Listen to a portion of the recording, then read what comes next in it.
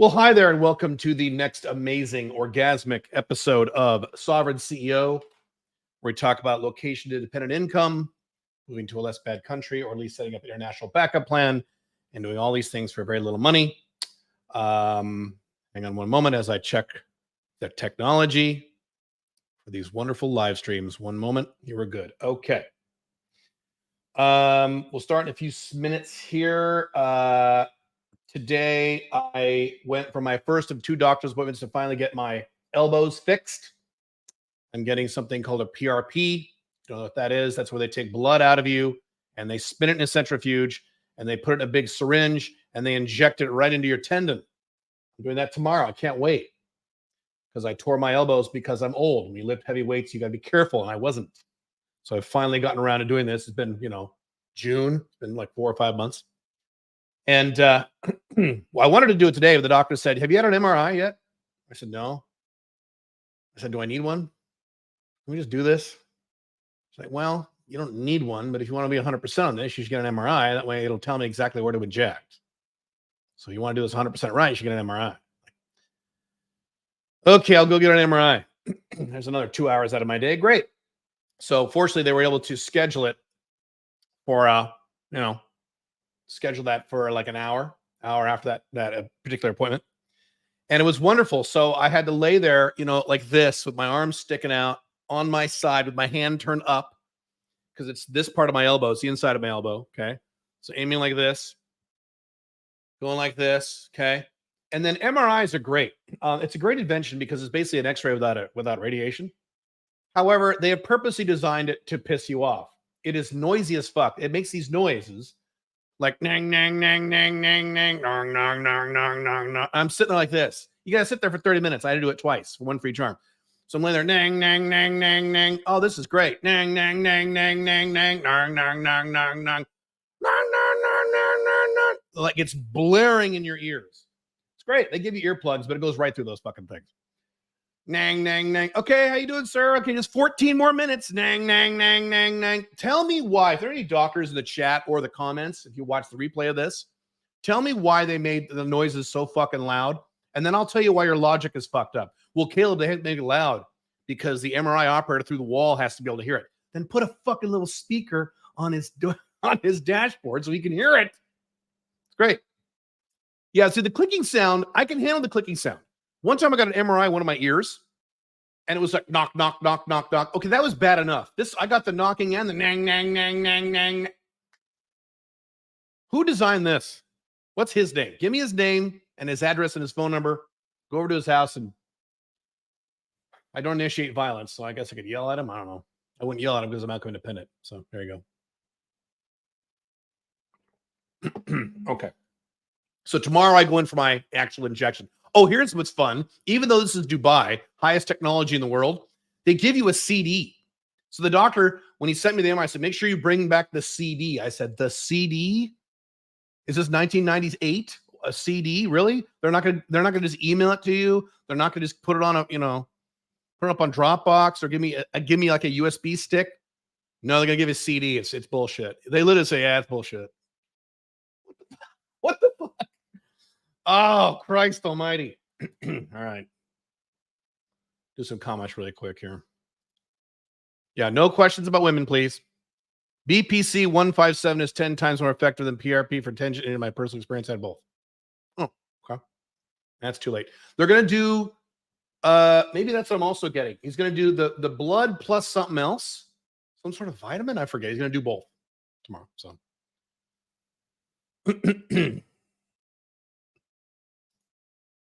You mentioned in another live stream, Billy is planning on hitting Paraguay hard for business. Not planning, she already is. What opportunities she's seeing over there? A number of them. She's tied into all kinds of companies down there now. Next time I have her on, you'll have to ask her that question. Crazy. Yeah, my laptop doesn't have a CD player either. I'm like, really? Since 1990? And then the lady, the little nurse, little Filipino, every nurse in Dubai is from the Philippines, just how this works here.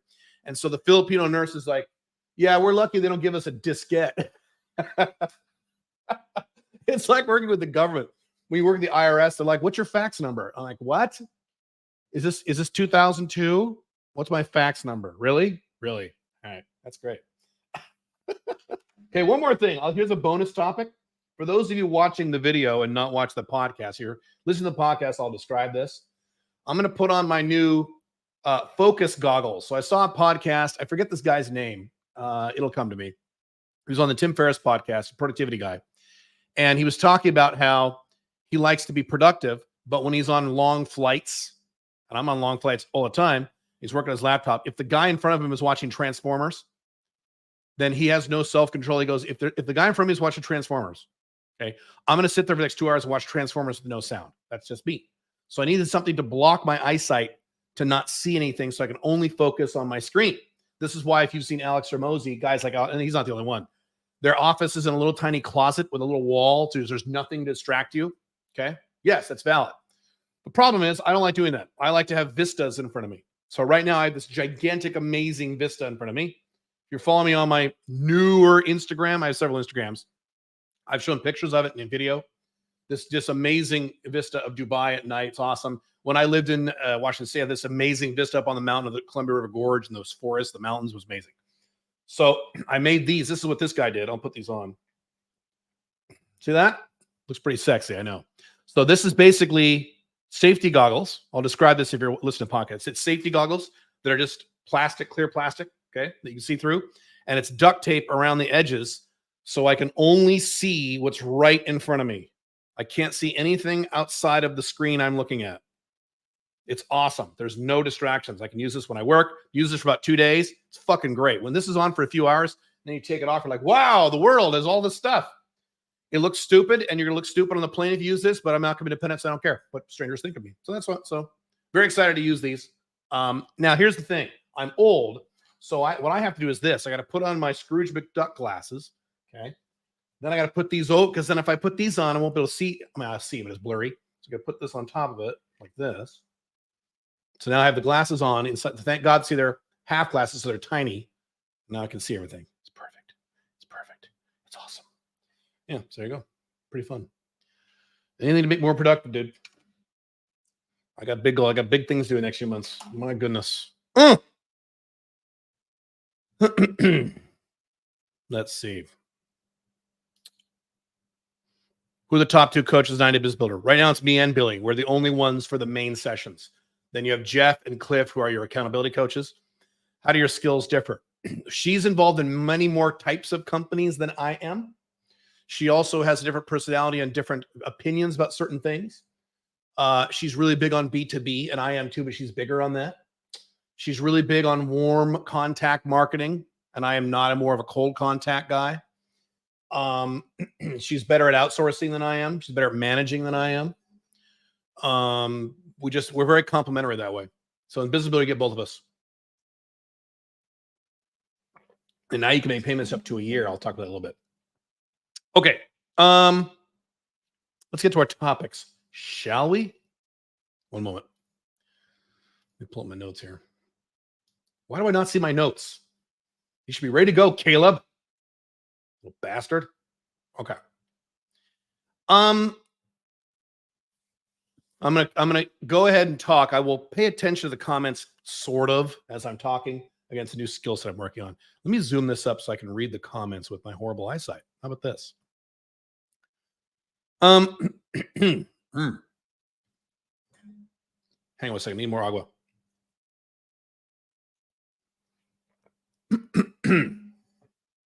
I was talking to some Ukrainians over the weekend, and one Ukrainian commented in Ukrainian to another Ukrainian.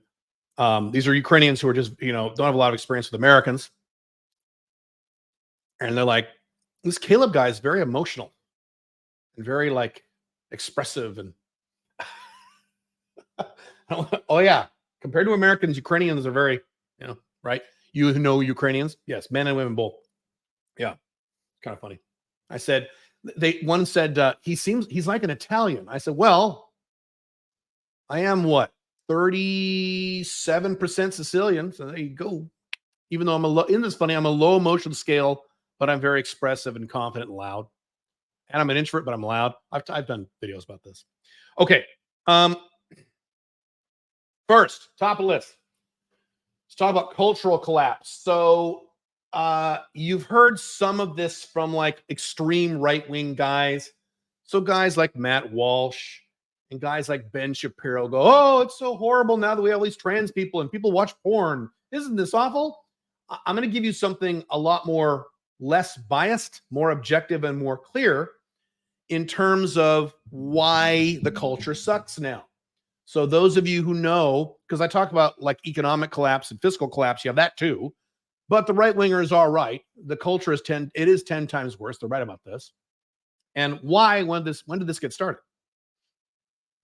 So I'm gonna give you one little piece to this where this gets started, and just one segment as an example of how this got started. And interestingly, I am old enough to have lived through this. So those of you who are, I would say, over the age of about, let's see, right now, over the age of about 40, certainly my age or older, you saw this happen. You saw culture be awesome and then get worse and worse all of a sudden in the mid 90s. We'll talk about that in a second. And then just end up like shit. You saw this. Now, if you're born in the year 2000, culture's kind of sucked since you were born. It's not, you didn't see the transition. And so that's why it's interesting how today's generation go back to old stuff. So my daughter, when she was in high school, she was 18, 19 years old, of her own volition, on her own. No one told her this. She started listening to the Beatles. Now, we would have never done that in the 80s when we were 18. Listened to something 2 or 3 decades. We would have never done that. That's old people music. We would have done that because the culture we had in the 80s was pretty good. But young people now sense that they're having the shitty. So also she would watch things like old movies. Like my daughter would watch like Breakfast at Tiffany's, movies like the 50s and early 60s. Like, what? Why are you watching that? Because it's really good. I'm like, I know it's good, but what the hell?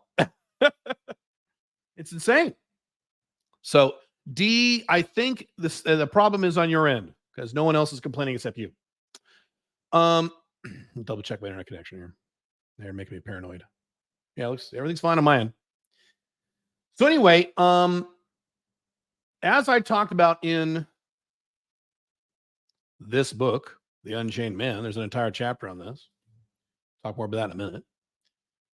Cultural collapse and the collapse of the U.S. began in the 90s, specifically around the mid 1990s. So you had a very strong culture in the United States from way back, whatever it was, the 1910s, 20s, 30s, 40s, 50s, 60s, 70s, 80s, and early 90s. Soon as the mid 90s hit, and I talked about that in that book, that's when the baby boomer generation took over the elites of the United States. And that's mostly a left-leaning generation. They took over from the World War II generation, which was a more conservative, right-leaning generation, as many of you know. Okay, my grandfather was in the World War II generation, and those of you who are my age and you knew these guys, it's a whole different type of man. I talked about my grandfather and men of that era. It's just a whole different. They're almost like aliens compared to men now. They actually had things like testosterone. It was amazing. So anyway, not that they were right about everything, they were wrong about a few things, but they were amazing. It's an amazing generation. And here's what happened. I'm going to just give you a segment of this in terms of one little segment that we can all relate to because we were all kids once. Some of us still are children. Some of us are mental children. We can all relate to this, and that is children's cartoons. Because that way it's a very easy example for you to assimilate because we all have a frame of reference from when we were little kids. And even now, some of you still watch cartoons. I mean, I don't watch I watch Rick. I don't watch Rick and Morty anymore. It sucks now. See, it's like Game of Thrones. It starts out great, then it sucks.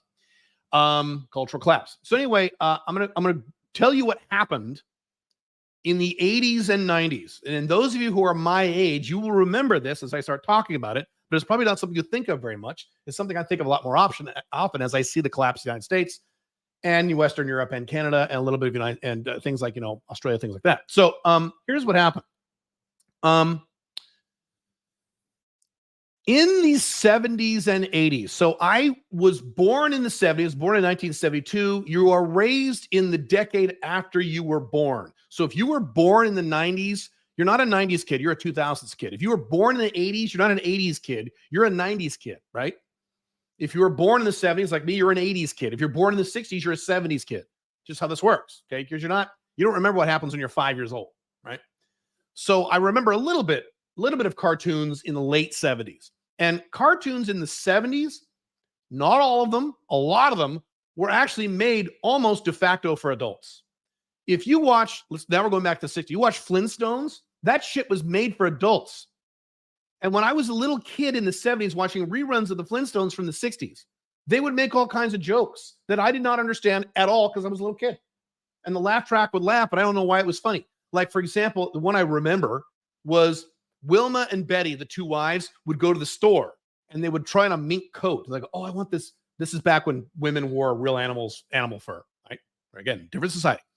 And so they go, oh, I want this mink coat. Oh, I want to buy this mink coat, Betty, but Wilma, we can't afford it. And then they would go, you hear a horn, and the horn would go, da-da-da-da-da-da, and they'd say, charge it. And then there'd be a laugh track. And I'd be a little kid going, why is that funny? I don't understand what they're saying. It's an adult joke. There are a lot of those, okay? There was a show yes, you had Super Friends and some stupid shit too. You had stupid shit too, but a lot of the cartoons in the 70s, I'll get to the 80s in a second, were very highbrow. There was a show in the late 70s, 1976, 77. It was a Tarzan show. And I watched it when I was really little, like under 10 years old, because I was born in 72. And Tarzan he was accurate to the books that he was Tarzan. The character doesn't go, me Tarzan, you Jane, me fuck you. That's not how Tarzan was. Tarzan in the books was very smart and eloquent and had a high IQ and was very knowledgeable. And that's how Tarzan was in the cartoon. So they would speak very eloquently and it was very highbrow language, stuff that a lot of little kids didn't understand. Then you went into the 80s when I was actually raised, okay, which is all the stuff that I grew up with, okay? And in the 80s, you had cartoons like Transformers, the G1, the original G1 Optimus Prime Megatron Transformer, okay? That was a show that adults could watch and like. It was very well written with well-developed characters, well-developed plots. Yes, it was a cartoon, yes.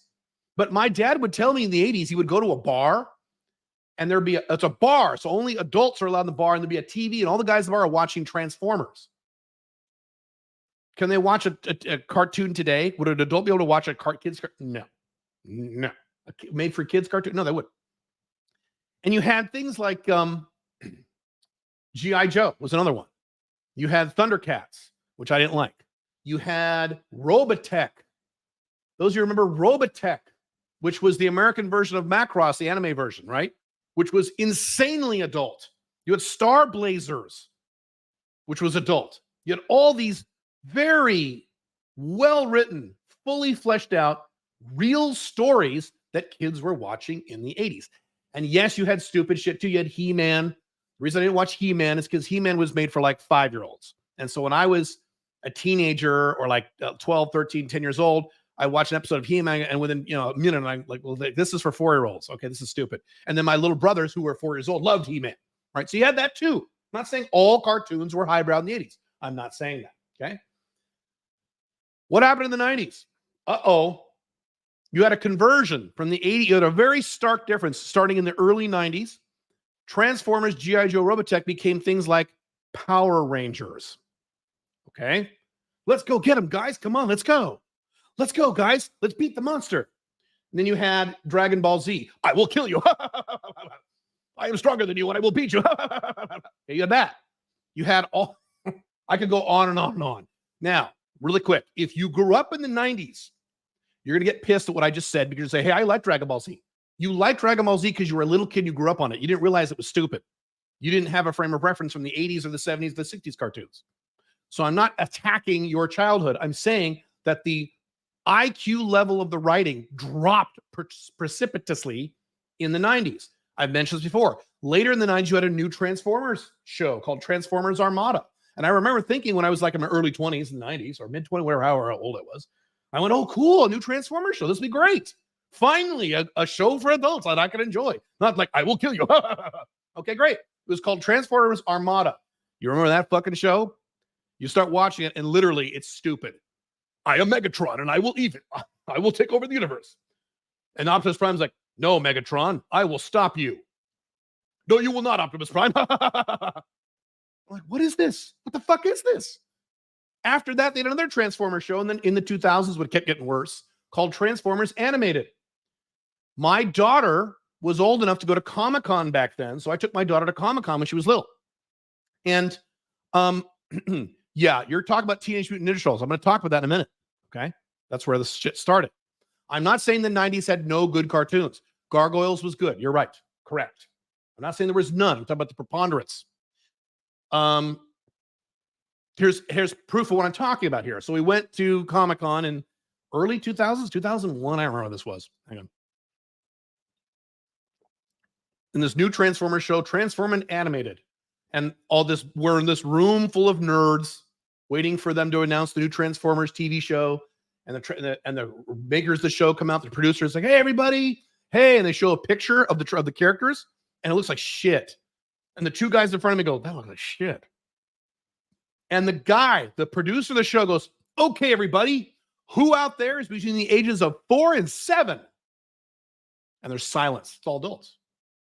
And he goes, well, that's the target audience for our new Transformers show. And I'm like, what the fuck is this? Yeah.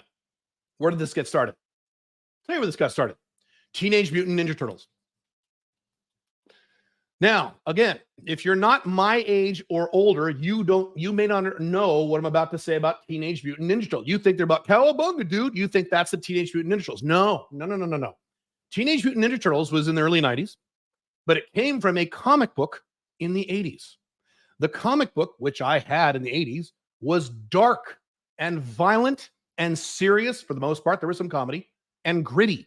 It was black and white. It was amazing. I had a few. One of the best independently made comic book issues of any comic book, I'm going back to my comic book nerd days now, is a comic book, a single issue, one-shot Ninja Turtle comic called Leonardo. And it's where Leonardo, it's Christmas time, it's in the snow, and he fights these ninjas, and there's no dialogue for almost the entire comic. It's amazing. It's a work of art. It's fantastic. And it was dark.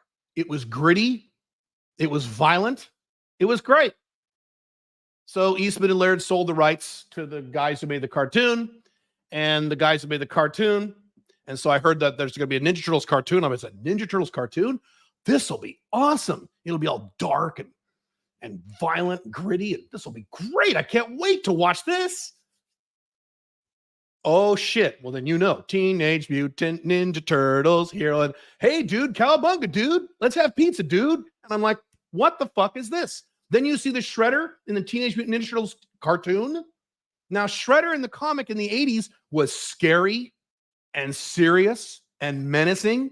You were like, oh, shit, here comes the Shredder. Oh, my God.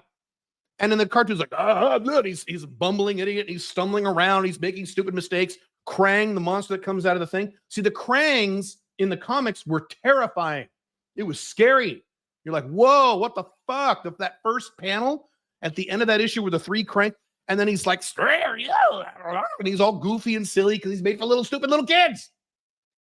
What happened? Teenage Mutant Ninja Turtles made billions and billions and billions of dollars in Hollywood. Aha, stupid shit works. Make 10 more stupid TV shows. And they did. Power Rangers, stupid, made billions. They just found they could make money talking down to either stupid kids or younger kids. And that's when this trend started. Sucks. Yes, every once in a while you would get a Gargoyles. I didn't watch Gargoyles, but my understanding is pretty good. I've seen a little bits and pieces. Yeah. I'm not saying all cartoons are bad since 1992. I'm not saying that. You know what I'm saying. What was popular in the 90s and 2000s for kids versus what was popular with kids in the 80s and the 70s. There's a huge chasm of difference. And I'm not even talking now about, movies today. I stopped watching, those who read my blogs coming back soon. I stopped watching movies in 2017 because I just can't do it anymore. People are bitching about, oh, Thor Love and Thunder was so shitty. Why did you go watch it, you fucking moron? Why did you go pay money to watch Thor Love and Thunder? What are you smoking? I saw the trailer for Blue Beetle. And you know what I thought when I saw the trailer? Here's exactly what I thought, and I was right. I thought, I've already seen this movie about 6 times. And I'm right. And everyone saw the movie, not everyone. The people stupid enough to go see that movie, like, I saw this movie already. Everything is from another movie. Yeah, why are you still watching movies? What the fuck are you doing? What? Ghostbusters. Ghostbusters was the 80s. Ghostbusters cartoon. Okay, that was the late 80s. What was Ghostbusters? You're proving my point with this stuff. What was Ghostbusters cartoon replaced with? Ghostbusters Extreme. What was that about? You guys forgot about this. You just remember the good Ghostbusters. That was pretty decent. You're right. They got rid of that show because it was decent, and they replaced it with Ghostbusters Extreme, which was starring a Jamaican guy, a guy in a wheelchair, a woman, and something else. It's a very left-wing, politically correct, and it went off the air. Prove my point. Here's the last thing. We'll wrap up at this point.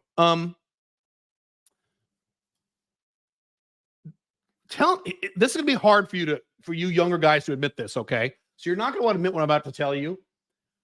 Let me encapsulate this in a way that is very, very specific.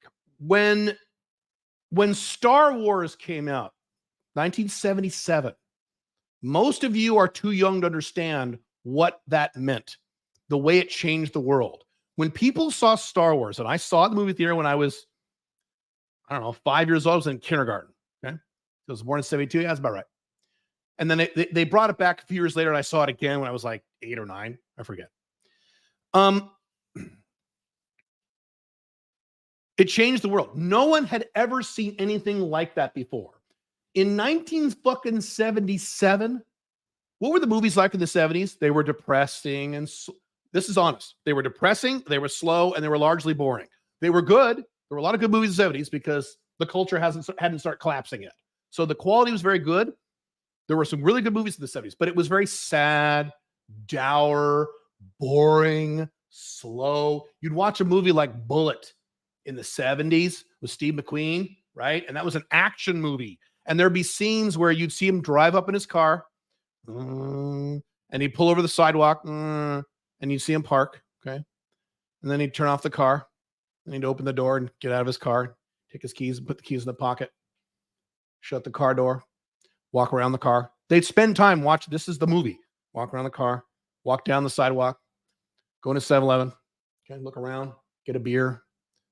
Does that sound exciting to you? Okay, that was the 70s. Then fucking Star Wars came. And I'm telling you, because I was there, when you saw the Star Destroyer come over the top of your head, the first few seconds, people in the theater went, whoa, oh my God. They had never seen anything like that before. Today, now Star Wars is normal because it changed movies, it changed the culture. Okay, that's what my generation had, Generation X. The generation no one talks about, Generation X. Okay, before that, my parents' generation, the baby boomer generation the baby boomer generation, what did they have? You know what they had? A baby boomer generation, rock and roll. When Elvis came on the Ed Sullivan Show, people went, what the fuck is this? They had never seen it before. My dad talks about this. I love to watch my dad talk about this, the way his eyes lit up. When he was in high school, they didn't have rock and roll. Imagine a world without rock and roll. Here's the music before rock and roll. Ready? Here's how the music sounded.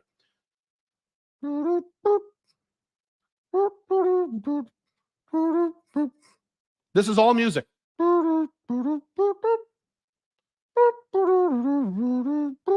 Okay. Then pretend you're in the 50s, early 50s, and all of a sudden you hear the first rock and roll song ever on the radio, which was this: 1, 2, 3 o'clock, 4 o'clock, rock. 5, 6, 7 o'clock, 8 o'clock, rock. You know, that's 9, 10, 11 o'clock, 12 o'clock. We're going to rock around the clock. Great song. And when you were a teenager, you're like, what the fuck is this? You had never heard of anything like that in your entire life, and it changed your life. That was what they had, something new. We had Star Wars. They had rock and roll, Elvis, Beatles, things like that. Here's the question that a lot of you aren't going to like, but I'm right about this. You live in an era of cultural collapse. What do the millennials or Gen Z have culturally that was new that didn't exist when they were born? Go ahead, name something. I'll watch the chat. Not technology. Well, we have iPhones. I'm not talking about technology. Culturally. Well, I talked to someone about this a few weeks ago. Well, we have Taylor Swift. We had Britney Spears before that. We had Madonna before that. Nope, try again. That's nothing new. What's new culturally that blew everyone's minds culturally in the last 25 years? Go ahead, name one thing. We have Marvel movies. We had Blade. We had Superman in 1979. was one of the best comic book movies ever made, 1979. Sorry. And there you go. The latest generation, Gen Z and millennials. And what's interesting, I have children in both generations. My son is a millennial. My daughter's Gen Z. Have nothing. They have nothing new. They haven't experienced anything new or exciting. We did. My parents did. My parents before that did. But parents before that, so my grandfather's generation, greatest generation, you know what their thing was? Movies. Specifically cowboy movies. That was mind-blowing when they saw in the 30s. Some guy with a big hat, he pulls out a gun and kills people. Like, whoa, what the fuck? On a big black and white screen. Holy shit. Gen Z has nothing. New. It's all recycled shit. Anime. No, we had anime. Sorry. We had Legends of Lotus War. We had that in the early 90s. Robotech, I just talked about Robotech. That was the 80s. Star Blazers was the 70s. We had anime. We had Speed Racer when I was a kid, which they took off the air because it was too violent. One day when I was 5 years old, it was my favorite show when I was 5 and 6 years old. Speed Racer, go Speed Racer. One day it was off the show. I said, Mom, it's not on the TV anymore. And then my mom said, oh, that's very sad. When I got older, she said, yeah, they took off the air. It's too violent. We had anime. Sorry, try again. You don't have anything new. And it's not your fault. I'm just saying, cultural collapse. You have nothing new. Technology, I'm not talking about technology. Yes, you have iPhone. Yes, you have ChatGPT. Yes, you have Bitcoin. Some cool technological shit. I've talked about this. The only two things that improved in the Western world, especially the United States, in my lifetime is crime rates have gone down up until 2020. Now they're going back up again. And technology has been really good. Technological growth has been great. Everything else has gotten worse. Vines and memes aren't what? Vines and memes are not. Did that blow people away? Whoa, I've never seen a 3-second video before. Oh my God. No, it didn't change anything. You see my point? It's not like Star Wars, rock and roll. Compare Vines and memes to Star Wars or rock and roll or cowboy movie to these big, giant cultural shifts. And there you go. Cultural collapse. Isn't that sad?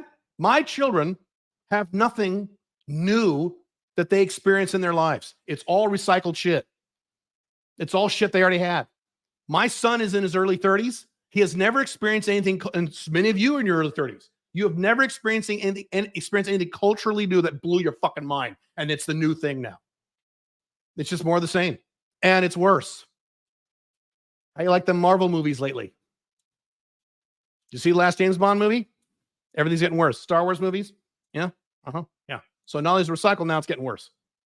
And it's been getting worse for at least 5-6 years. I stopped watching movies in late 2017 because they were so woke and so bad. By the way, this is all under Donald Trump. Okay. I couldn't stand anymore. You can read the article. I said, that's it. I've had enough. I can't watch movies anymore. I just can't do this. I just can't waste my time with this horrible shit. And it's unfortunate because movies was a big part of my life up until then. No. There you go. Okay. Real quick for the next. Okay. We're going to talk about the top 5 success books that I recommend. Hang on. Before that, really fast. 90-Day Business Builder. Okay. 90daybizbuilder.com. The deadline, I think, is in 2 days. The new thing, and I announced this last week. I'll make it really quick. Really quick. Why can't I talk? Really quick right now. You can now make payments for the 90-Day Business Builder for up to an entire year. Now, if you live outside the United States or Canada, the options are a little different because banks are picky about regions and shit. So US and Canada, you can make payments up to a year. If you're outside US, Canada, you can still make payments up to a year, but the structure is a little different. 90daybizbuilder.com. Your deadline is in 2 days because the curriculum starts this weekend. You also get 3 coaching sessions, group coaches per week instead of 2, and I will be doing the majority of them over the next few weeks.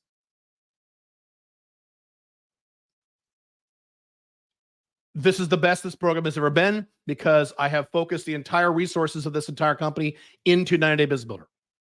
I've doubled down on this program because this is the most important program. This is the program that will make the biggest changes for the most amount of people.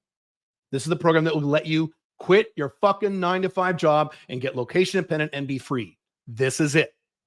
Getting this coaching, consulting, service practice, service business ready to go, location independent, so you can be free. That's it. 90daybizbuilder.com. Also, if you want a one-on-one coach with me, I think I have one slot left. I think. Let me put the banner up really quick. Hang on. If you're already in the 90 Day Business Builders, you just get the extra new weekly session starting next week for free. You get it for free. You're welcome. Hang on one sec. Show 90daybizbuilder.com. One-on-one coaching with me. 2 slots. I don't know if there's 2. I think there's 1. I don't remember how many slots. He'll just delete that part. Okay, save. I don't want to give incorrect info. All right, 90daybizbuilder.com and Sovereign CEO/IO. Sovereign CEO. We're going to change the name of Sovereign CEO. We're changing the name for a number of reasons. It was a good while it lasted. We need to change it. We're going to rebrand it. SovereignCEO.io/coaching. I think I have 1 or 2 slots left for my one-on-one coaching stuff. And you can get in as low as 5,000. It used to be 10,000, dropped to 5 because I have it under a very specific structure now. So that is also available. You better hurry up on that one though. What else want to talk about that? I think that's it. 90daybizbuilder.com, 90daybizbuilder.com, one-on-one coaching. Yes. So both of those, you have a few days left. So this is Monday. I think the deadline is Wednesday for 90 Day Biz Builder. We might extend it one more day. We don't want to sign people up right before we start we don't like rushing around like that. It gets to be kind of a mess. So no. All right. Ahmad, I answered that question in the last live stream. Go watch it on my YouTube channel. So obviously I talked about the Israel-Palestine conflict. Went into whole big detail about that. Okay. All right. Let's talk about the top 5 business books that I have ever read that I recommend for you, or at least most of you. I have read, I don't know what the number is. It's hundreds and hundreds and hundreds of books throughout the course of my life. Could be 1,000. I don't know. I used to have a number in my head, but I don't think it's accurate. I have a lot of fucking books. Do you need a credit card to be on monthly plan of 90 Biz Builder? How else would you pay for it? You can't write us a check. No, not a credit card, a debit card. You can have a debit card, credit card, or Visa debit card. Otherwise, how should you pay for it? Bitcoin? Well, Bitcoin. We'll get something for Bitcoin. All right. So anyway, I tried to narrow down. I think about this a lot. If I could only recommend 5 books for you to read out of the hundreds I've read, which were those 5? These are the 5 books that had the biggest impact on me that I think were the biggest impact on most of you. So first, book number 0. This is a bonus book. Is this one right here? Unchained Man. This is mine. This will change your life. I'm updating this book right now. You can go to, what's the website for that? I have so many websites, right? Unchainedmanbook.io. Unchainedmanbook.io. And you can pre-order the new book. Plus, there will be a new course. It'll be unlike any other course I've done before, where it's a 30-day course. You get a video a day on how to convert from a beta male to an alpha male. Beta male to an sorry, I can't talk. Beta male to an alpha male 2.0. This is for men. Sorry, women. Or an alpha male 1.0 to an alpha male 2.0. Read this book. Or you can wait and get the new one. Or if you can't wait, it's $7. $7, you get the current one. The current one's still valid. Okay? All right. So this is the best book in all of human history. This is it right here. I'm not a totally objective statement, not biased. All right, yeah. Next 5 books. I have them right here because I kept my books. I have a bookshelf where you guys have seen other videos. So I kept my favorite nonfiction and fiction books. I had 7 or 8 bookshelves full of books. I gave them all away. I just brought the core ones when I moved out of the United States, the collapse of USA to Dubai. So I've got right here. So these are listed in no particular order. Okay. No particular order. All 5 are awesome. Okay.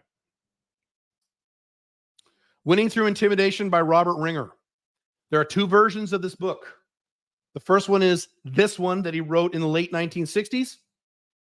This is the one you want. There is another version you get on Amazon now where he rewrote it and updated it when he was a much older man, and it's nicer and sweeter. It's fine. This one's better if you can find it, the original version. If you can't find the original version, you can read the current one.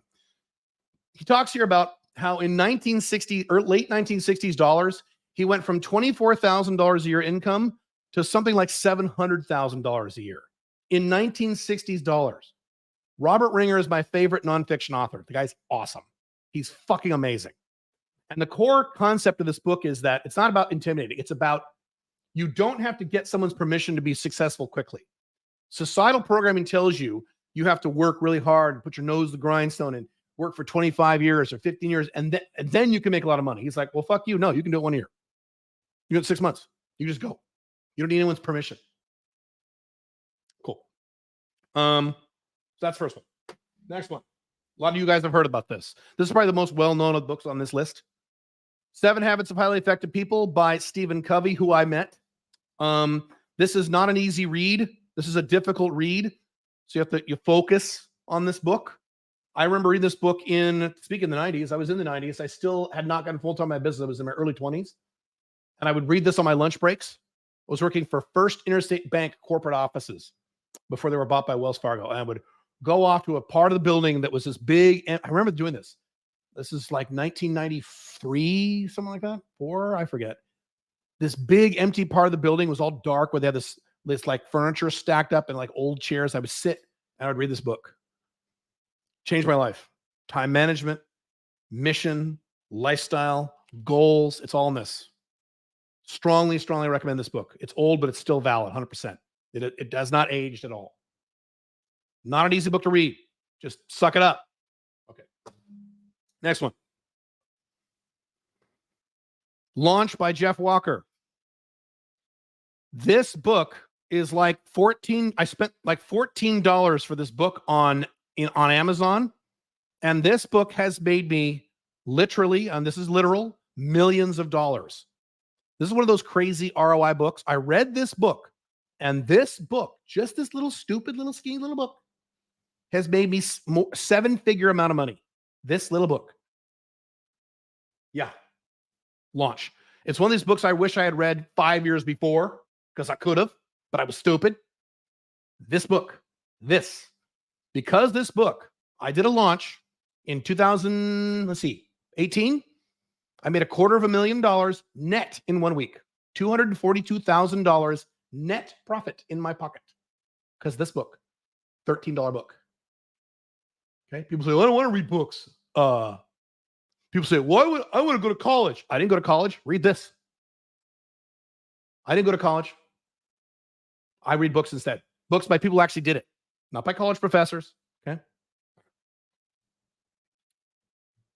Next one. I've talked about this before. This might be my number 1 all-time favorite nonfiction, but maybe if I had to pick one, Maximum Achievement by Brian Tracy. This is my autograph copy because I worked with him. There you go. Brian Tracy is one of my all-time mentors, probably my top all-time mentor in my life. He's an old guy now. He's still kicking. He wrote this book, I believe, in the early 90s.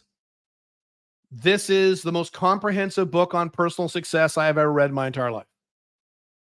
This also was the inspiration for the writing style of how I wrote my books. It's very how-to. Step 1, do this. Step 2, do that. Step 3, do this. Don't do this. It doesn't just go on and talk about a bunch of bullshit.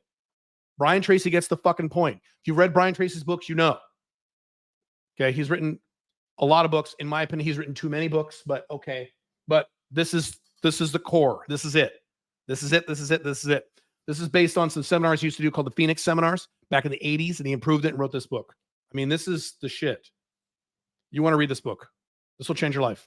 This was the book responsible for me making the money I made in my 20s. 6-figure income in 1990s dollars as a self-employed, consultant with no people skills, no college degree, no high school diploma, very little marketable skills. Okay, no contacts, no money. This. Maximum Achievement, Brian Tracy. It's awesome. I used to give this away for seminars. When I used to do seminars, I would give this away. We're doing that. Yeah. Last one. And probably my favorite. This is probably the best one Okay, in terms of my emotional favorite, and my book, The Unchained Man, is a spiritual successor to this book. Hard to find. You can only get this digitally now. How I Found Freedom in an Unfree World by Harry Brown. This was the baseline of my life before Alpha Male 2.0. Alpha Male 2.0 is an extension of this. So you could read this and The Unchained Man as a companion.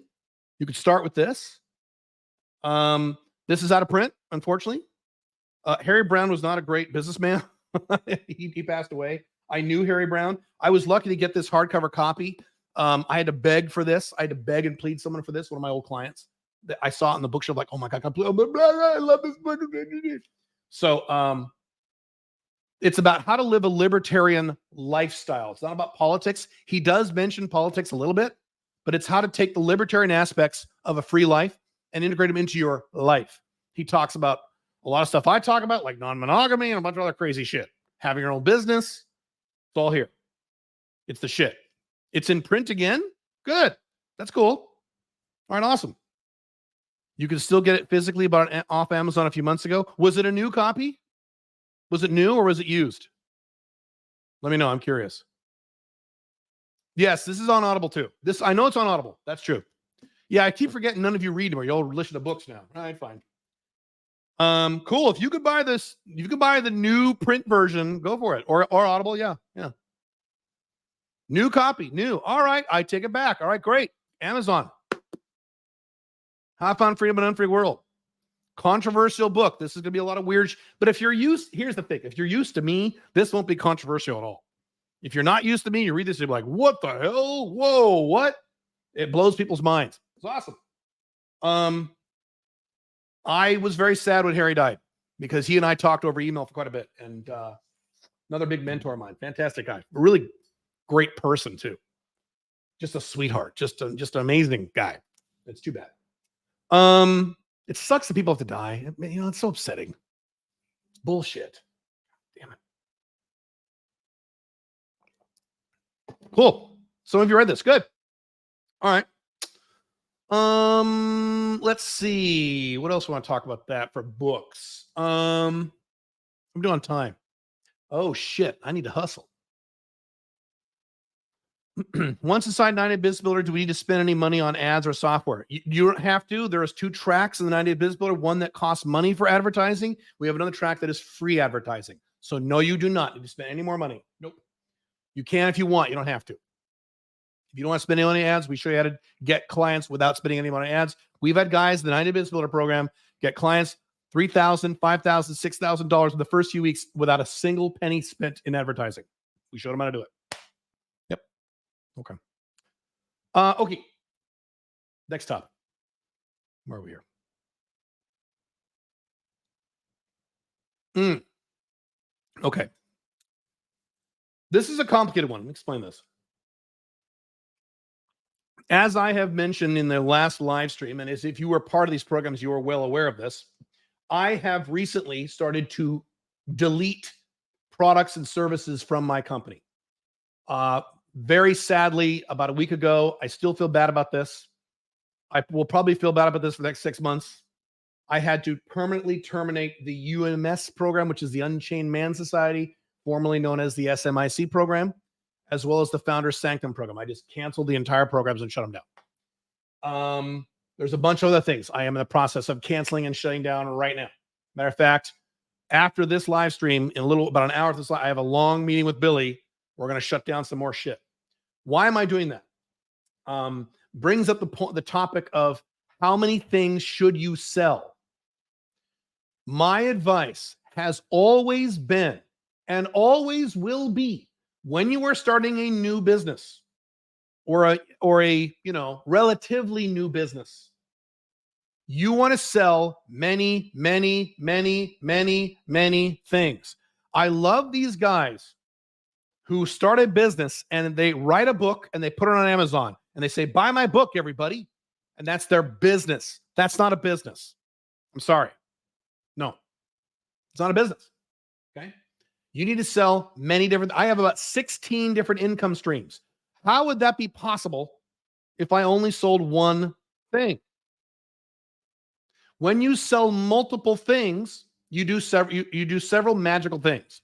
Number one, you increase what's called long-term customer value. You get a customer, they buy your thing, they love your thing, and they love you, so they want to buy something else. If you don't have anything else, you're fucked. You're losing money. So if you have 2, 3, 4, 5 more things, they can buy at least one of those other things. So it raises the value of every customer you get. So when I get a new customer, my lifetime customer value is extraordinarily high because there's like 57, literally 50, 60 different things they can buy. I've got, 15 different courses, 15 different mini courses, 8 different books. I had 4 or 5 different coaching programs. We have 6 or 7 different type of events. It's not difficult to make a lot of money per customer when A, you're selling stuff that actually solves people's problem and actually gives people what they want, and B, you have many of them. It makes it easier to get from zero to the money. Now, you don't start all your products or new things at once. If you start a new business, we talk about this 90-day business builder. You start with one thing, you sell one thing, you start selling it. When you start regularly selling it, start making money at it, then you put it on autopilot, you start the next thing. And you sell that, the next product or service or thing or information, product, service, or information. Okay. Then you bring up the next thing. I didn't start my first internet company and immediately sell 14 things. I sold one thing. Then I added another thing. Then I added another thing. Then I added another thing. Then I added another thing. And then over the years, now I got a 10,000 fucking things. Okay. This is important. Now, the reason I'm making this distinction is you're hearing a lot of advice. So if you watch a lot of business YouTubers or read a lot of business books, you're going to hear the advice of a lot of people, including people like Alex Hormozi, who I like. And they will say, sell one thing. Don't sell a bunch of things. That's stupid. Sell one thing. Sell one thing. Just sell one thing. Every company, I am part of a mastermind group. There's a guy in that group who went to a group of people, a group of very, very wealthy internet people, okay, people of my caliber, plus people beyond my caliber, frankly. And he was talking about, every internet company, every online company that does at least $10 million a year, they have one thing in one funnel. They sell one thing with one funnel, one thing in one funnel. I said, yeah, exactly. So who's right? Am I right or is Alex Hormozi right? We're both right. If you pay close attention to the guys who say, just sell one thing, just sell one thing, just sell one thing. That's stupid to sell a bunch of things. Make one thing and just go all in on that thing. Those are guys who are already making 7-figure incomes with 7-figure or 8-figure or in some cases 9-figure companies. Is that you? No. So what you want to do is sell many things to get from zero to the $85,000 a year or higher, which is the minimum requirement for the stuff we talk about here at Sovereign CEO for maximum long-term happiness, or to get to a 6-figure income or whatever. Okay. You want to get from zero to the money fast. You can do that with multiple things instead of one thing. Especially if your one thing is $5,000, $6,000, $10,000. Difficult to sell when you start a new business. Possible. You can do it. You can do it. You can do it. You can do it. I'm saying you're going to get from zero to the money faster if you sell lots of different things. It's true. It's a fact. Okay. Hang on. I need more water. Now, once you get to the 7-figure level, if you're selling a bunch of things, then yeah, you're now in that zone where Alex Hormozi becomes right and says, hey, you need to sell one thing. So I mentioned this before, me, not you, or at least not most of you, to clarify, there's a percentage of you who are at my level or close to my level or even a little beyond my level. I'm not talking to you guys right now. I'm talking to everyone, the other 98% of the audience. 98% chance you have a little tiny business, you're not making much money, or you make a little bit of money, or you have no business and you want to start a business. You need to sell lots of things. When you get to the point where you're doing a lot, big business, you have a big audience, and you're making really good money, then yes, you're going to have to convert to what I'm doing now and narrow down to a small number of things. Even I'm not going to sell one thing yet. Eventually, I might get to one thing down the road. I'm knocking it down from like 50 things down to about 4. 4 things. I'm just going to sell 4 things. That's it. That's it. Or so. And I have very specific metrics those 4 things need to hit or else I'm not going to sell them. Okay. But that's something that I have to go through where I am now. 98, 95% of you are not there. You need to sell many, many, many, many things. And if you have the quality problem of you make a whole big pile of money, well, Keel, that sucks. I don't have to downgrade my business. You'll be making so much money at that time. You'll be okay. You won't be complaining. Oh, this sucks. I'm making all this money. It's fine. It's okay. The only possible exception I can think of is that if you're already a successful business person, you're starting your second business, third business, fourth business, you got plenty of capital to start that business, and you want to start a business for selling one thing from the ground up, you're going to pour a bunch of ads into it. You're going to do a Patrick Bet David, or you're going to do a Ty Lopez. You have one thing and you're going to dump millions of dollars because you have million in that. Okay, that's different. But again, you're at that level already. See my point? So that's the question. That answers the question. Should you sell one thing or many things? Many things if you're making under $1 million a year or so. Could there be exceptions? Yes. Yes. Yes. Yes. There are always exceptions. Kayla, what about this one exception? Okay, great. There's a one exception. Yes. Okay. And if you're making, somewhere, I would say, I don't know what the number, the cutoff is, 700,000, 800,000 a year plus, and you want to go to the big numbers, great. Knock it down to one thing or two things or three. Yeah, it's fine. Funnels too. I mean, I could do a whole conversation about that. That's beyond the scope of where most of you are, but these guys were talking about, and they're right, one funnel. I've got about 4 funnels, 5, and that's too many. So I'm eliminating 2 of them. I'm going to kind of hang on to one for a bit. I'm going to focus on 2. Focus on 2, get to a certain point, and then I'm going to put 1 on autopilot and then focus on 1. That's going to be over the next 2 years. Well, no, over the next year. So it's a slow transition for me. I've done many podcasts on how I'm scaling and simplifying at the same time. That's exactly what I'm doing. I am scaling my business while simplifying my business, especially right now. I'm going around with a giant hatchet. I've done the last few weeks, a giant machete in my business and just chopping off huge chunks of it. Some of which I didn't want to get rid of, like the UMS program, and FS too. I didn't want to get rid of these programs. I didn't. I still don't. It bothers me. You know what? This isn't kindergarten. This isn't a feel-good time. This is business. We need to make the money to hit the objectives for the shareholders, which is me. And your shareholders is you, that you're the shareholder, right? You have a fiduciary responsibility to the shareholders of your company. If you're living small, that means you. You have a fiduciary responsibility to you. And if you have a family, your family or your future family. So if you don't have families, your responsibility to them. I have responsibility to me and to my wife. Not so much my kids. They're grown, maybe a little bit. Okay. I also have responsibility to the audience. That's why I'm bringing the blog back. That's why I'm doing these live streams. Make sense? No. All right. What else should we talk about here? Hang on a sec. Boy, I could talk a lot about this, but it's one of those topics that doesn't, may not relate to a lot of you. The bottom line is, if you're starting a new business or you have a new business, sell many things, a wide product line. That's what Grant Cardone says. You want a giant line of products. Yeah. You want a strong business to get from 0 to the 6 figures or whatever you want. There should be a website someone can go to and it has all your stuff, like tons of things they can buy. Good. Hard to not make money when you've got that. When you have an audience plus lots of different stuff they can buy, it's hard not to make 6 figures location. It's hard. I mean, it's good. You got an audience, not even a big audience, an audience that likes you and trusts you, and you got a wide array of product, services, information. You're there. You're done. Unless you want to get to the big money, then you go to the big money, and then you start narrowing down. Okay? So just be aware next time you hear only sell one thing or sell lots of things. That's the difference. How big is your business? How much money does your business make? Okay. All right. Should we do some Q&A? All right, let's do some Q&A. If you already asked a question, you want to re-ask it, you could paste it again because I didn't pay attention. Let me put on my glasses. Hang on.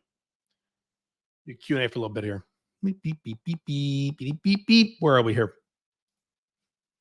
What are your thoughts on books like Influence, Robert Cialdini, Can't Hurt Me, David Goggins? I have both. Influence is right there.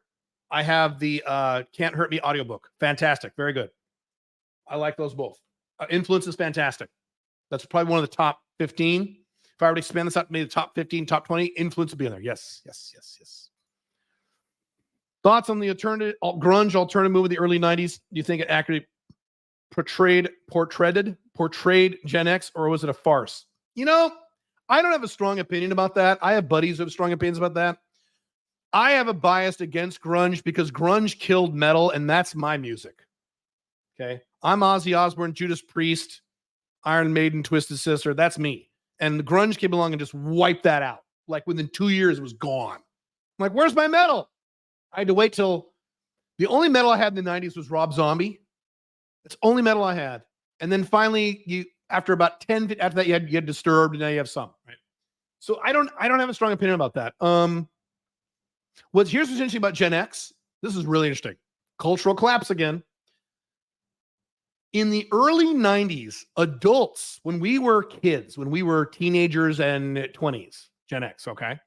What did the older generations say about Gen X? They called us slackers. Right? If you remember, there was about 3 years where they called us slackers, the slacker generation. And you would go, you'd go see a Winona Ryder movie about how depressed she was, and she's, emo, and oh man, everything sucks, man. The statement of Gen X that was voted on by MTV, again, early 90s, was life sucks, then you die. Okay. So now here's what's funny about this. Within about 3 years, no one called us slackers anymore. It vanished out of this cultural zeitgeist because once Gen X went to work, baby boomers and the World War II generation said, oh, they are hardworking. Okay, I guess they're good. Whereas now, people still call millennials lazy and still call Gen Z lazy, even after 10, 15 years. Don't they? Why is that? I won't say why, because I love you, millennials and Gen Z in my audience, but you know why. Your generation sucks, even worse than mine. And my generation sucked. I've been on the record saying Gen X sucked. We are the ones who introduced single motherhood to the culture, my generation. Single moms came from Gen X. That was us. Yeah. So we suck. Baby boomers sucked. But you know what? Millennials, Gen Z, even worse. And whatever's coming after Gen Z, my God, I don't even want to know. Every woman in Gen Z, I know a little bit about Gen Z women. Every woman in Gen Z has anxiety, depression, anxiety. They all have it. All of them, 100%. An entire generation. Men too. I had a guy on my blog when I was talking about millennials once, like, it's really easy to bash millennials. I said, yes, it is. Why? Why is it easy? And again, I'm on the record as saying my generation sucks. Unlike most of you, I'm objective about this stuff. It's like when I used to bash Europe. I still bash Europe, okay? But on the forums back in the day, I would bash Europe. They said, well, America sucks. I went, yes, America sucks too. That's why I'm fucking leaving America. Now let's get back to Europe sucks. Just because my country sucks also doesn't mean your country doesn't suck. Europe fucking sucks. And America sucks. They both suck. But unlike you, I'm objective. When someone attacks America, I go, well, your country sticks to you. I go, yeah, America sucks. I don't live there anymore. Uh-huh. Yep. I have something called objectivity. When is the next Billy live stream? I'm going to have to ask her about it. I'm going to talk to her. I don't know. I got to get her on here. We need to have like a focused Billy live stream. We do Q&A because she has a lot of information on him. Do you think there will be a job or house market crash soon? Yes, but I can't tell you when. Inflation is increasing, especially in the West. People seem to be tight on money at the moment. Would that highly affect coaching? Depends on the coaching. So if the economy does worse next year, I'm going to do great. I did great in 2020. 2020 was the best years of my life. When everyone was freaking out, Andrew Henderson made millions in 2020. So why don't you, if you're worried about inflation or a recession, choose a coaching niche that will do well when the economy sucks. Is drop servicing something people usually do inside 90-day business builder? No. 90-day business builder, the goal of 90-day business builder is to get you from zero to the money within 12 weeks. We cannot do that with drop shipping, so that's not allowed. We cannot do that with writing an ebook. That's not allowed. It takes you too long.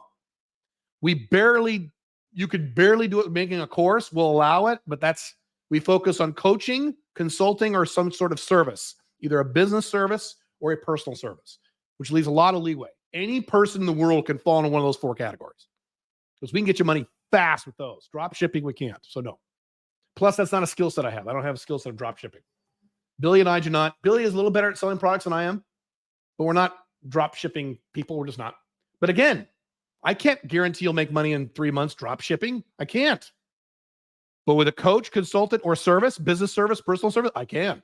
And we do. We guarantee you'll make money, or we'll work with you forever until you do. That's our guarantee.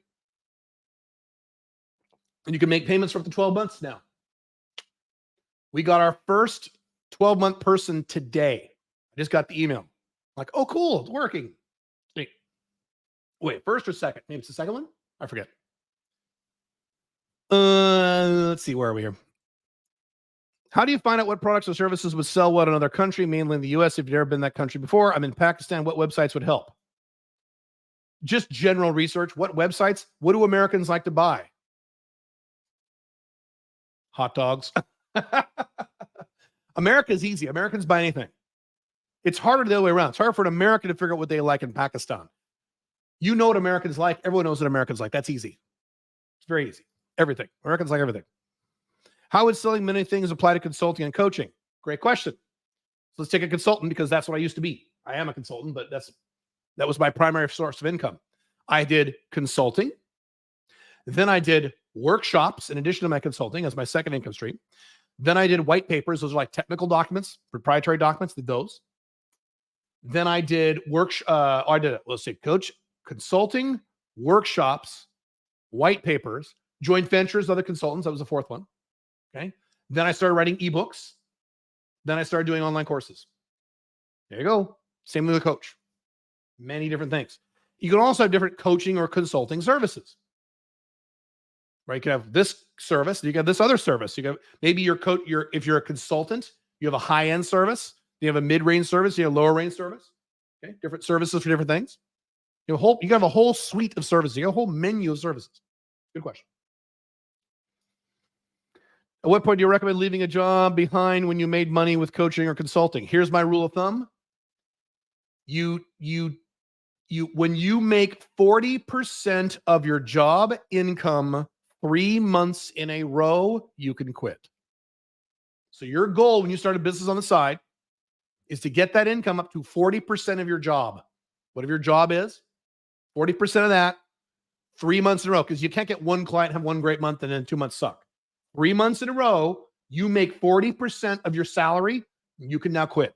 Why is that? Because if you quit, suddenly you have 40, 50 hours a week freed up. Could you get that 40% could you get the other 60% pretty quick if I gave you 45 more hours a week to work on your business when you're already at 40%? Oh, yeah. If you have a lot of money in savings, you have a year or two in savings and no debt and a low monthly nut, you could actually knock it down to maybe 20%, 30%. That's the rule of thumb. For the 9-day business builder, would it be mainly for people who want to start a coaching consulting business, right? No, you can have services too. You can do services too. What if you don't have any true expertise? How would it work? That is my most common video. Caleb, I don't know anything. I have no marketable skills. Yes, you do. If I sat down with you for not half an hour, 2 hours, and grilled you with a clipboard, you would have several marketable skills. There's a guy on the internet who makes a seven-figure income teaching people how to do handstands. Is that a business skill? No. I bet a lot of you know all kinds of things. You're like, well, no one would pay me money for that. There are a lot of guys who know how to do handstands, but they're like, well, no one would pay me money for that. There's a guy online. His name is, I forget his name. He makes a 6-figure income teaching people how to play one song on the piano. Not teaching piano, teaching how to play one song. It's just one song. That's his entire business. He's violating my advice. He makes 6 figures. You know something people would pay you money for. Answer number 1. Answer number 2. You can set up a service, go on Upwork.com, hire the people there. You get the customer, you get the money, you pay them on Upwork, and you take the profit. You don't need to do the service at all if you don't want to. Hang on.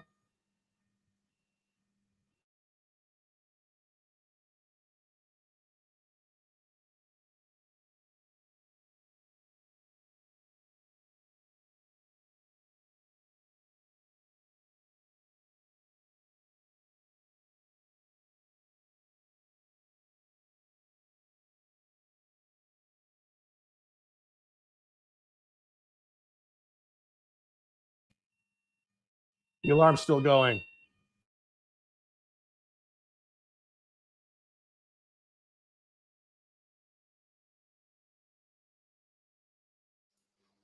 Sorry about that. Everything is silent in this building. There's no problems in this building until I do a live stream, and then they test the alarm system. So you can do, there are a lot of guys online who set up little marketing companies. How dentists can get more patients. They get a dentist client. They hire people on Upwork from Pakistan, Bangladesh, right? People like Romessa. Okay. Actually, not people like Romessa. She's more money. Philippines. And they have them do all the SEO and all the ads and Facebook ads. They do all the work and you just get the clients. There's your answer. 2 answers. Let's see here. Felix, stop asking about woman stuff. What is Pink Firefly up to in Scottsdale? She's working hard. Does she have friends or family out there? Yeah, she has one of her best friends lives in Scottsdale. I was going to say her now. I try not to use people's names. One of her best friends in Scottsdale, although she just found out that she's moving. Her friend is moving back to Portland in February. So she's very sad. Family, no. Pink Firefly is a very small family. My sister lives in Scottsdale. And they get along pretty well, but they're not buddies. My sister lives in Scottsdale. She lives in Phoenix. She lives in Gilbert. So it's in the Phoenix area. Pink Firefly loves Scottsdale. She just feels so good in Scottsdale. Let's see. Caleb, I feel like we're in a bit of a bubble and I have trouble seeing what proportions the new gen are business and alpha oriented. Are we talking 20%, 5%, 1%? Is that bad? What proportions of the new generation business are alpha oriented? Are still business and alpha oriented? Oh, what percentage of the new generation are interested in starting their own business? Well, if you count the gig economy, a lot more. But I don't count gigs as your own business. I'm a DoorDash driver and I do Uber and I do Lyft. That's not a business. That's gigs. So if you deduct that, it's less because people don't want to work. Millennials only want to work if they're the CEO of the company on the first day of the job. Okay. And they get pissed off if they're not. Gen Z don't even want to do anything. Gen Z just want to sit at home. And they don't even want to go anywhere. That's why the Gen Z kind of liked COVID. Gen Z just wants to sit and lay in bed all day. Men and women both. Yeah, the Western world's fucked. By the way, do you think we have a problem here in Dubai? Do you think young people here in Dubai are lazy and just sit around and don't do anything? Are you fucking kidding? They're starting companies and doing all kinds of shit here. Same thing with like Paraguay. Even in Paraguay, they get off their asses, they do shit. Paraguay is more of a mixed bag. The young people there, you have some lazy young people, but you have some young people who are very dynamic. And so, yeah. Do you wear your Oura ring around the clock? Yes, you're supposed to. Do you know what your chronotype is? Lion, bear, wolf, or dolphin? I suspect you are a bear. I have no idea what the fuck that means. No idea. What kind of niches do well when the economy sucks? How to move out of the United States? That does really well. How to start your own business? That does really well. How to not have my job? That does really well. How to save money on taxes? That does well. All that kind of stuff. So there's a bunch. You know what? Go to ChatGPT and say, what kind of businesses do well when the economy takes a drop? And it'll tell you. You know, interesting about ChatGPT, I finally upgraded to the version 4 a few weeks ago. Hang on a sec. And I've been asking it questions, like advice questions, instead of just research stuff. I've been asking it real questions. And the version 4, what happens is it'll give you like 12 answers. And 10 out of the 12 answers will be stupid or they don't apply to you. But 2 out of the 12 will be pretty good. And I'm like, oh, and it may not be the answer you want, but it'll set you down the correct path. I'm like, oh, so it's getting pretty good. We're not ready. AI is going to fuck society because society's too stupid. But until then, exploit the collapse of the Western world, as I keep saying. I've been saying for 15 years. Your internet whiner voice reminds me of Billy from Billy and Mandy. I'm too old to know what that is. Is that a cartoon? I know Fairly Odd Parents. I remember that one. You know, it was a good, I will be honest about this. What was a good little kids show for little like babies, like 2-year-olds, 3-year-olds was, this is 20 years ago when my daughter was, 3, was Blue's Clues. That was pretty good. She was into that show and I would sit and watch it. It was kind of cute. And it was like it's very quiet and mellow because you want your little kids to calm the fuck down. So it's very quiet and there's very happy colors. And the guy's like, oh, we got a letter. We just got a letter. We just got a letter. We just got a letter. I wonder who it's from. And it was that quiet. And then little, my daughter would be like, we just got a letter. Because I didn't like Barney. Barney sucked. Dora the Explorer was pretty good too. That wasn't bad. So there's a few for little kids. There are some YouTube videos. You got to watch these called Dora the Adult. They're fantastic. It's Dora when she's like 25. And she's like, hi, I'm Dora. I smoke a bunch of weed to deal with my anxiety. And she talks to the camera and it's so good. And Boots is like smoking a cigarette like, yeah, this sucks. It's so good. It's like 8 episodes. It's awesome. She's at a wedding. So her friend in college is getting married and she turns to the camera and she goes, Dan, Julie, my friend Julie and my friend Dan are getting married. Dan cheated on her in college with me. And they both look at her like, what? It's so good. Oh, Christ. Boots took my weed. I need that for my anxiety. See, Gen Z, they all have anxiety. How much on average does it take for a person inside the 90 business to choose a niche? Have you had people take too long before? Are you kidding? Of course people take too long. Yeah, there's always a percentage that take too long. And we scream at them. And I scream at them. Jeff is nicer, but we're aggressively pushing them and they're nervous. And yes, that happens with some people. On average, we have 6 weeks of that kind of research process. I don't know what the average is. That's a question for Jeff. I should bring Jeff on one of these because he's the lead accountability coach who works every day, Jeff and Cliff. What is a good average? I don't know. I'm not that close to I'm doing the sessions. I would say 3 to 4 weeks. I would say maybe. I don't know. It's a really good question. Really good question. Panama has been removed from the fat gray list. Would you consider it a flag now again? No, that was never my complaint. That was never my complaint. If they add Dubai to that gray list, would I leave Dubai? No, I don't care about that list. That's an international elite. They don't give a fuck. Panama is a nightmare, not a nightmare. Panama's government is purposely making things more complicated. They dramatically mishandled COVID, worse than most other countries, and that's saying something. And, it's just a mess over there, governmentally. I would still use that as an economic flag. I would not use that as a residency flag unless you were going to live there. You could live there. So it would be a living flag. You could use it as a living flag. What's his name? What's that guy's name? Not Pat Flynn. The bald guy with the cute wife, and he lives in Panama. Mastery, lifestyle project mastery guy. See, my memory sucks. Project Life Mastery. What's that? Stephen James? He lives in Panama. He likes it. So that's fine.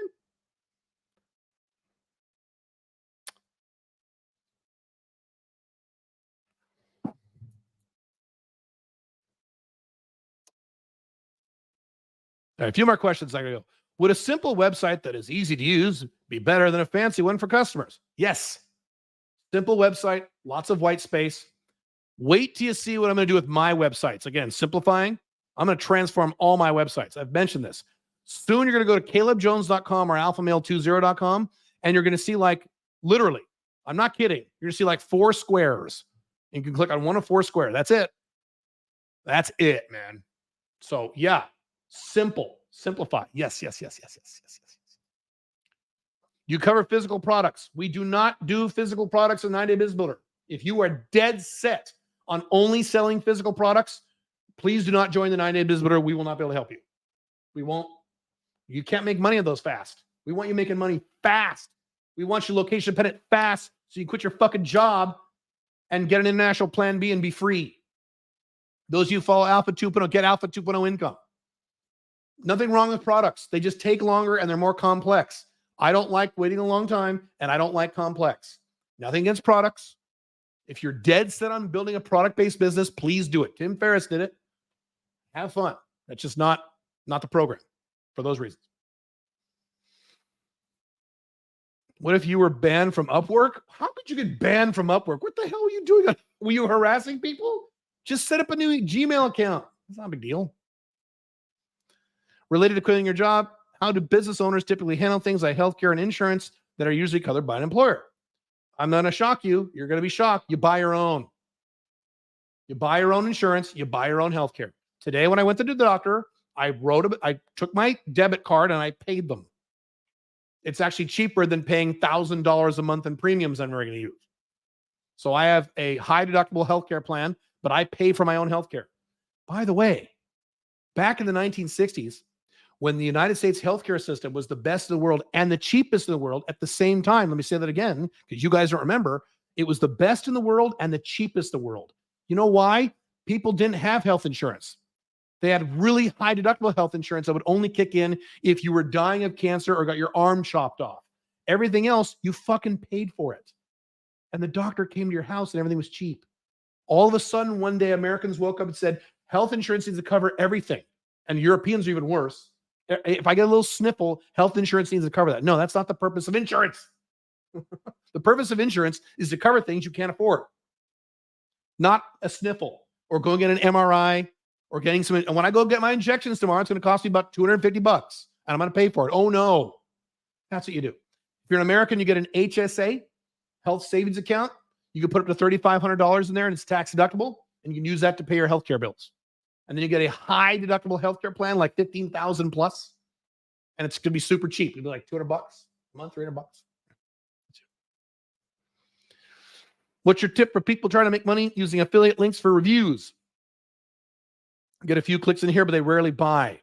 Affiliate links for, I need to be more specific on how you're doing affiliate links for reviews or in reviews. I don't quite understand the question. What do you think of the books Deep Work and the Strategy Book? I've heard of Deep Work, never read it. I don't know what the Strategy Book is.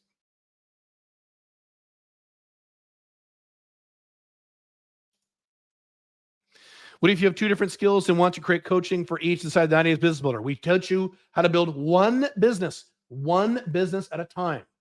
Unless your name is Elon Musk, you start one business at a time, not two at a time. You don't have that ability. I don't have that ability. So no. One business at a time. I have several companies. I didn't start them all at the same time. That'd be insane. One at a time. Get one business up and running to a certain monthly income. You put it on what's called maintenance mode. Then you start the next one. You just keep that plate spinning just to keep, and then you start the next one. Get that to a certain point. Then you put this one on maintenance mode, go back and scale business one or start business three. I have entire blog articles about how to do this. Will coaches, the business builder, help us decide whether to take track one or two in regards to costs for ads and other things? Absolutely. We help you with all that stuff. We walk you through all that stuff. You bet. I'm from the 1980s, used to turn into Pee Wee Herman's Playhouse. Okay, so there's a good example. My dad, when he was in his fucking 40s, early 50s, would watch Pee Wee's Playhouse. And he loved it. He thought it was fucking hilarious. Because that guy, Pee Wee Herman, had some real talent. He did. Real comedic timing. He was really fucking good. And that's my point. Could I, in my 50s, sit down and watch a kid's show today? Nope. Because they're stupid. So yeah. Dragon Tales. My daughter would watch that when she was little. Dragon Tales, going down to Dragonland. When my daughter was a baby, I'd walk by her in the bathroom. She'd be taking a bath, right? She was a baby, like 2, okay? And she'd be holding, you guys who remember Dragon Tales, she'd be holding the soap. And she'd go, I wish with all my heart to fly with, I'm like, Goop, I call her Goop. Goop, what are you doing? She goes, shh, quiet, Dad. I'm going to Dragonland. I wish with all my, all right. It's out of imagination. So yeah, Now, what is funny about Dragon Tales, that's when the left-wing stuff started creeping in. Because remember, Dragon Tales, you had the Mexican dragon who lived in the cave. Hey, niños, how you doing? I'm the Mexican dragon. Remember that shit? Yeah, that's shit started. So, yeah. If Gen Z and millennials are lazy, what does that say about the future of the country in 50 to 60 years? It'll collapse. It won't last that long, as I've been saying for decades, or a decade. It will not last. The United States is not going to last 50 years.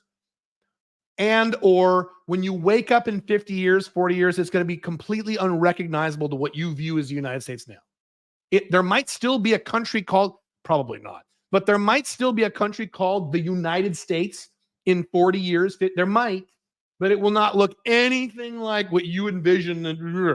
You're a conservative, Republican, Trump supporter, right-wing motherfucker. Now you think you're mad now? Oh, you have no idea what's coming. But keep voting for Trump again. I'm sure that'll fix everything, you morons. How do you usually manage the process of eliminating distractions and having a more focused lifestyle? I told you, I just did this. Here you go. You won't have any distractions. You wear this. And if you haven't, if you don't know what this is on my face, watch the recording of this. The very beginning, I talked about this. No distractions. Plus, you also wear my headphones. Hang on. Put these on. You won't hear shit. Put these on. Put these on. You look like an alien, and you'll get so much fucking work done, you'll make $1 billion. You look like a moron, but who cares? Everyone thinks I'm weird. Everyone in my life. You think I care? No, I'm happier than they are. I messed up my beautiful fake hair. Don't mess up the fake hair. Have you ever drunk tequila in the morning to make the pain go away? Dora the adult. Yeah. Oh, it's so, I got to watch those again. Those are so goddamn good. What was the other one? I hate my mom. And what was she saying? Oh yeah. She's in the car and the cop's like, woo! She goes, oh no, it's the policia, the cops. Oh God, it's so good. Have any of your clients taken up Canadian residency, not citizenship, to reduce their taxes? What's the process like? No. I tell you to leave the collapsing West, not go to Canada. Are you insane? No. I think Gen X are better than baby boomers. We are. Baby boomers is the worst generation, is the worst one. I mean, Gen Z millennials are lazy, but at least they haven't fucked anything up. Baby boomers fucked America. They took this giant pile of gold and jewels and just shit and pissed all over it. We didn't do that. Gen X, the baby boomers did that.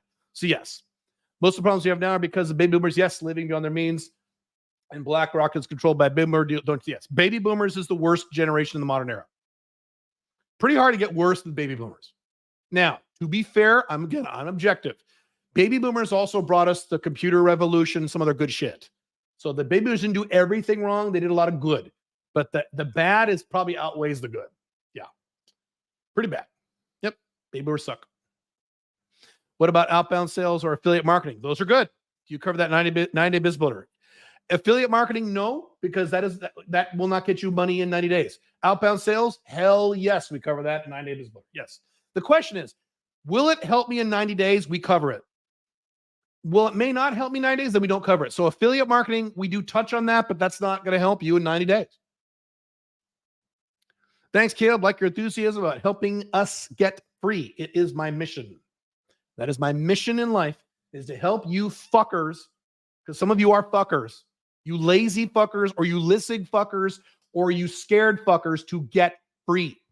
You have to get free. You have to get rid of that job. You will never be happy long-term if you have a job. I'm sorry you won't, especially when you live in a collapsing Western world. So you double that. You got to get out of that job. Step one to getting that job is you get your business on the side going. Location dependent. Like I talk about in... Sorry, this isn't a transition I'd like. This book, Get Free. The other side of getting free we'll talk about on Wednesday, which is your personal life. There's another side to this, so I can't talk about that here. But yes, you have to have your own business. It has to be location dependent. You will never be free. You will never be happy long-term if you don't have those two things. Why am I doing this instead of this? Why? Why am I making a gun? I don't know. All right, I gotta go soon. Do you think the rise of the internet YouTube businesses have 20 to 30 year viability, or will something else rise take their place? Something else will rise take their place. You pivot. Am I selling the exact same thing I was selling 10 years ago? No, I pivot. Every few years, you have to pivot. You just pay attention to what the new thing is, you go to the new thing. And then that thing sucks, you go to the new thing. You're constantly pivoting. Okay. What was I selling 15 years ago? Online dating ebooks. Would I sell that today? I would not. I made a lot of money back then when it was a niche. It's not a niche anymore. So I had to pivot. 5, 6, 7 years from now, am I going to sell the exact same thing I'm selling now? No, I will not. I'll sell something different, or at least slightly different.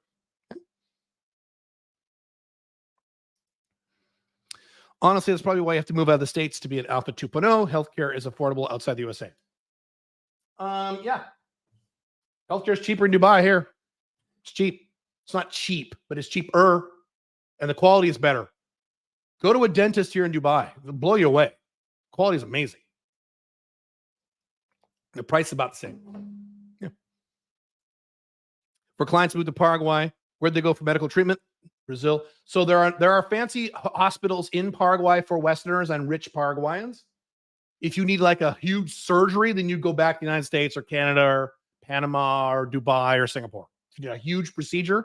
But if you need the normal basic stuff, you can get it done in Paraguay. There are places. That'd be a Billy question, because I think she knows.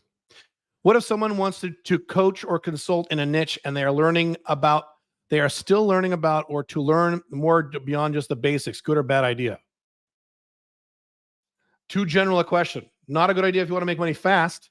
So if you join the business builder, we'd say, shut the fuck up, start to move. Pick your niche. What's their problem? Develop your service. Go. You can sit there and think about and learn about shit for the next 3 years. Lissig. Stop being a Lissig. What's a Lissig? Low income smart guy. LISG. These are smart guys who sit and think and learn and read and think more and stress and then do spreadsheets and read books and then watch podcasts and they never fucking do anything. Get off your ass and start your business, make money. The whole reason I started 9-Day Business Builder was to get you fuckers off your asses into action to get to the money to get free. You will never get into action by thinking about, well, I'm going to learn about how to be this kind of consultant and this kind of coach. I'll spend the next 4 years watching podcasts on Joe Rogan. No. That's the problem with you guys. More specific on affiliate links question, I make a review of an iPhone or YouTube live streaming. I mentioned how you shouldn't mirror the front screen. Then I Amazon affiliate link to the iPhone. I don't have a lot of exposure to that sort of marketing funnel. I don't think I would do that.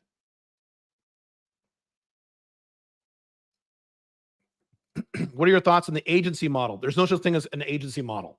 You help people get clients. That's it. A marketing agency is compared to being a coach consultant, which is faster, easier to scale. Both are good. You could absolutely do a marketing agency, hire people in network to do the stuff, or do it yourself to start. Perfectly great. Do it. I said this, the business builder. If you don't want to find what the niche's problem is, just help people get more help people get more customers, clients, or patients. Just be a marketing agency. Fine. My son makes a lot of money doing that. Romessa, I keep saying her name wrong. Romessa makes a lot of money doing that. I know a lot of young people kicking ass, helping people get more customers, clients, or patients. And in most cases, if they're smart, they outsource it. They don't do it themselves. They have someone else do the work on Upwork. What's the minimum you recommend to coach per hour? Do not charge by the hour. Do not charge by the hour. Charge by the project or by the retainer. Do not charge by the hour. Very bad idea. I wish Texas and Oklahoma had the balls to succeed. No state will secede from the United States before it's too late. Eventually they will secede, but it'll already be horrible by then. I've said this. The odds are very low. Every state in the United States is left-wing. This fantasy that Texas is right-wing, go look at the last election results for Texas. Biden barely lost by like 1%. Biden won Arizona, and that's supposed to be right-wing. No, it's not. Every country in the United States, every state in the United States is left, leans left. If you lean left, you're not seceding. That's why Scotland didn't secede from the UK when they should have. Just against their whole worldview. So it's not going to happen until it's really bad. There'll be blood in the streets, and then they'll secede. But that's late. What do you think about babies being handed tablets? Why did people have these kids? Because they were selfish. When you talk about keeping the plate spinning, you're referring to marketing on autopilot? No, not marketing, just the entire company. And so not suspending the service you're providing. No, you do. Maintenance mode means you do just enough work to keep the business going at its current rate of income. So maybe a little marketing and then service providing. That's it. And ideally, you have people helping you in the business by then. So you're not going to do all the work yourself. That's what maintenance mode means. If it makes $5,000 a month, you're doing just enough work to keep it at $5,000 a month. That's all, and that's all you're doing. Maybe 10 hours a week, 6 hours a week, 4 hours a week, whatever that is. You take the rest of the time and build a second business.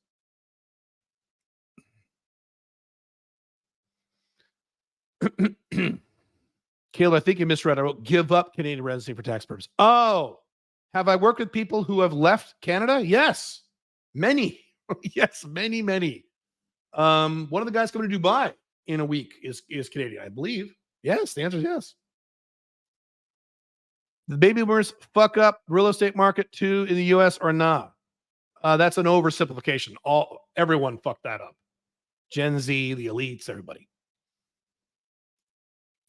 I watched Jake Tran's video about health insurance and how they are scamming the American citizens. Yep.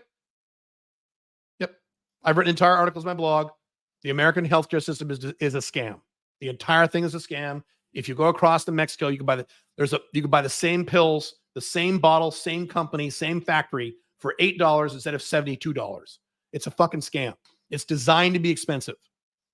It's the worst healthcare system in the history of the world, United States.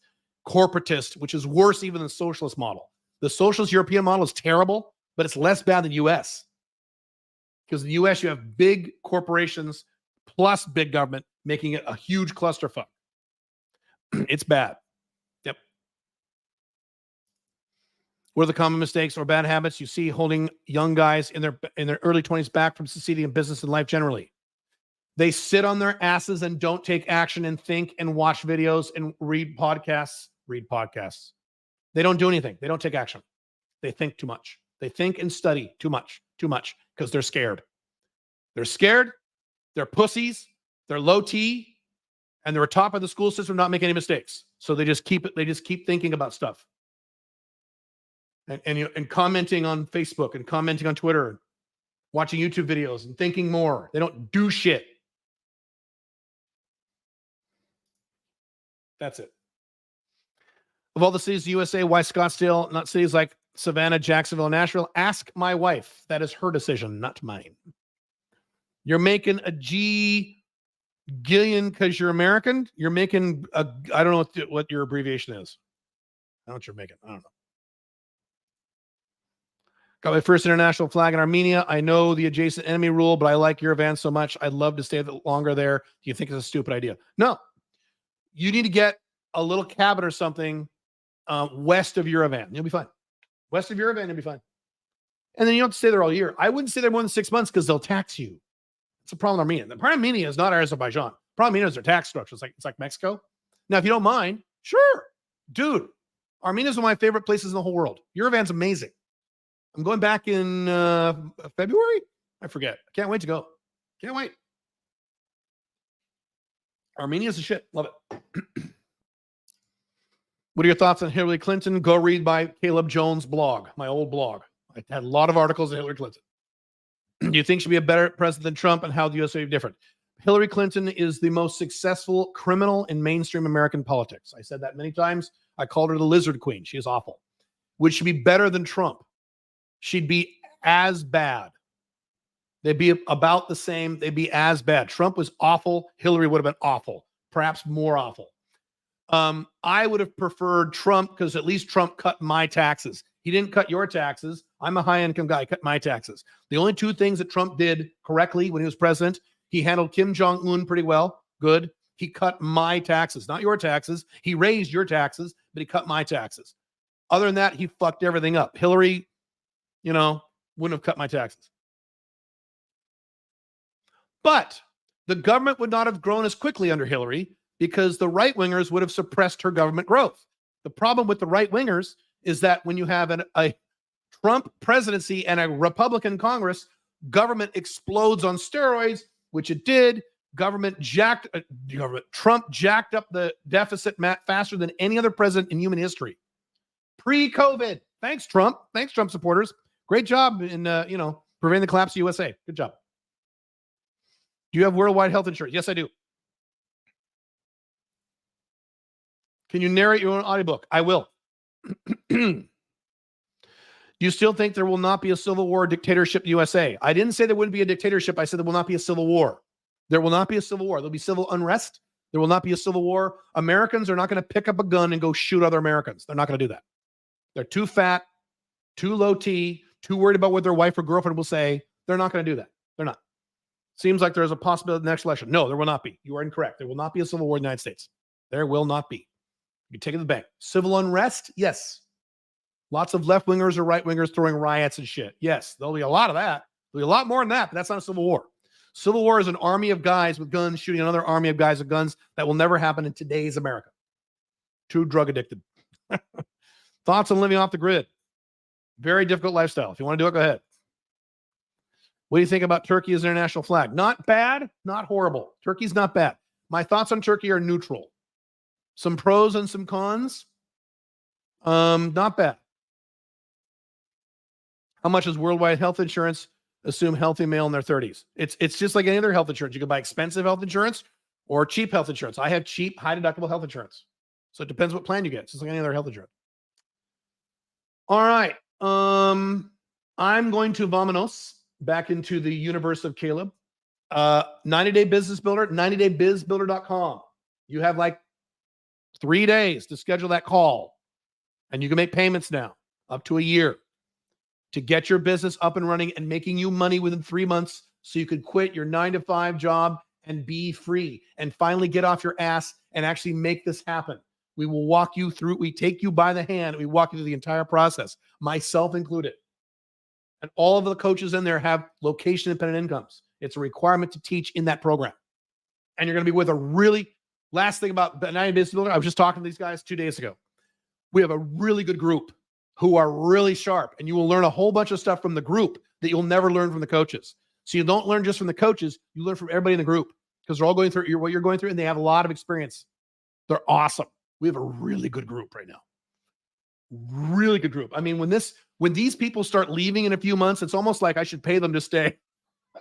That's how good they are because they're there for 3 months, right? So yes. No, the Unchained book is not out. This is the old Unchained Man that was published in 2014. This is the original. The new book is not out. If the new book was out, are you kidding? I'd be blasting that all over all my channels. It's not out yet. It's coming. I'm working on it. I can't rush it. It's going to be a bit. So yes, it's coming. And then coaching with me if you want to do it. I think I have 1 or 2 slots. I don't remember. Cool. All right. Those of you who are interested in Alpha Male 2.0, I will see you on the next live stream in 2 days. That'll be Wednesday at 1 p.m. If you go to the Alpha Male 2.0 YouTube channel, you will see the topics we will discuss there. Cool. All right, guys. Have fun.